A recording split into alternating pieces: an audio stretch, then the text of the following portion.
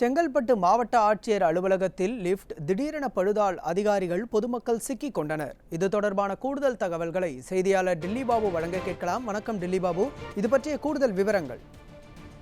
நிச்சயமாக ராஜா, காஞ்சிபுரம் மாவட்டத்திலிருந்து செங்கல்பட்டு மாவட்டமாக கடந்த 2019ஆம் ஆண்டு பிரிக்கப்பட்டது. இதனைத் தொடர்ந்து செங்கல்பட்டு மாவட்ட ஆட்சியர் அலுவலகம் புதியதாக கட்டப்பட்டு இதுவரை மாவட்ட ஆட்சியர் அலுவலகம் செங்கல்பட்டு அரசு மருத்துவமனை அருகே உள்ள பில்டிங்கில் இயங்கி வந்த நிலையில் தற்பொழுது வேண்பாக்கம் பகுதியில் புதியதாக கட்டப்பட்டுள்ள மாவட்ட ஆட்சியர் அலுவலகத்தில் கடந்த சில நாட்களாக அலுவலகம் செயல்பட தொடங்கியுள்ளது. கடந்த ஒரு வாரமாக புதிய மாவட்ட ஆட்சியர் அலுவலகத்தில் இருந்து மாவட்ட ஆட்சியரும் பணியாற்றி வருகிறார். அனைத்து அலுவலகங்களும் பழைய மாவட்ட ஆட்சியர் அலுவலகத்தில் இருந்து புதிய மாவட்ட ஆட்சியர் அலுவலகத்திற்கு மாற்றப்பட்டு வருகிறது. இதனால் அரசு சார்ந்த கோப்புகளும் இடமாற்றம் செய்யப்பட்டு வருகின்றன.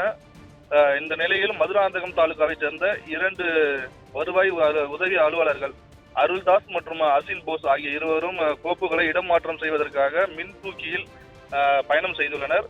அப்பொழுது எதிர்பாராத வண்ணம் மின்தூக்கி திடீரென பாதியிலேயே நின்றுள்ளது. இதனால் அதிர்ச்சி அடைந்த இருவரும் கத்தி கூச்சலிட்டுள்ளனர்.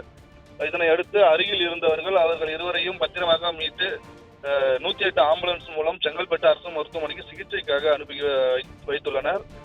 இதனால் மாவட்ட ஆட்சியர் அலுவலகத்தில் பரபரப்பான சூழ்நிலை ஏற்பட்டது. விடியா திமுக அரசு மற்றும் மாவட்ட நிர்வாகம் முறையான பராமரிப்பு செய்யாததால் மாவட்ட ஆட்சியர் அலுவலகம் திறக்கப்பட்ட ஒரு வார காலங்களிலேயே இது போன்ற சம்பவங்கள் நடைபெற்றுள்ளது. உடனடியாக மாவட்ட நிர்வாகம் தலையிட்டு இது போன்ற நிகழ்வுகள் மீண்டும் நடக்காமல் இருக்க நடவடிக்கை எடுக்க வேண்டும் என்பது அனைவரது கோரிக்கையாகவும் உள்ளது.